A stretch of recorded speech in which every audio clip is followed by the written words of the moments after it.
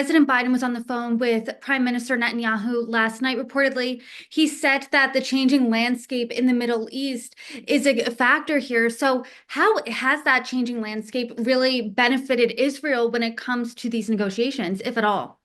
Well, Israel is in a much stronger position now within the Middle East. It's in a stronger position in Lebanon. There is a ceasefire in Lebanon. I'm not sure it's going to hold, but there is one. And more importantly, perhaps the Israelis have destroyed much of the munitions and rocket launching facilities and rockets and central commands facilities that Hezbollah had in southern Lebanon, all of which was in preparation for an invasion of Israel from the north. That didn't happen and now can't happen probably, certainly for several more years, and not at all if Hezbollah is not allowed to rebuild. And Hezbollah can't be resupplied through Syria because of what Israel's done. So the landscape is very different. Israel is no longer as it was maybe a year ago, on its back foot, getting pummeled. It's a rather different. Now there are other considerations that at play here. Hamas does not want Israel to remain, say, in what's called the Philadelphia corridor. That's the border between Gaza and Egypt, and through that border, in tunnels and above ground for years, weapons have been supplied to Hamas. I think most of the tunnels have probably been destroyed by now, but the Israelis don't want to leave because they don't want Hamas resupplied with bullets, RPGs, drones, missiles, and other equipment such as that. And then there's the question of, and a very important question, if you have a ceasefire, who decides when that ceasefire is broken? If Hamas terrorists pop out of a tunnel and shoot an Israeli and kill them, does that break the ceasefire? Does it have to be decided by, I don't know, Biden over the next few days or by Trump the days after? These are details we don't know, but they are important details.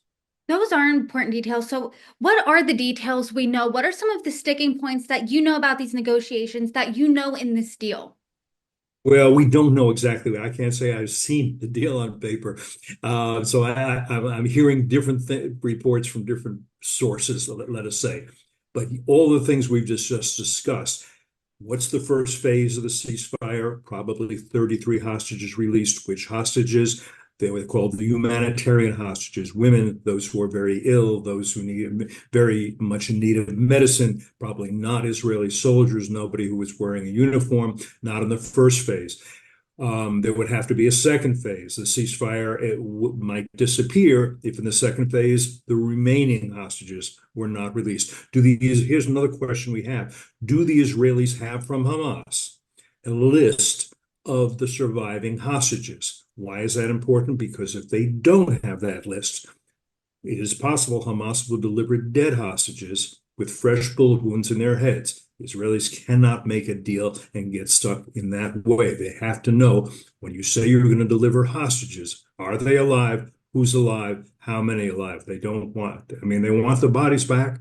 That's part of Israeli culture and religion, but they also want to know who's alive and make sure they get them alive. And for that, and then the other question is how many of the terrorists, of course, that are incarcerated in Israel will get released. From what I understand, no one involved in the October 7th attack will be released.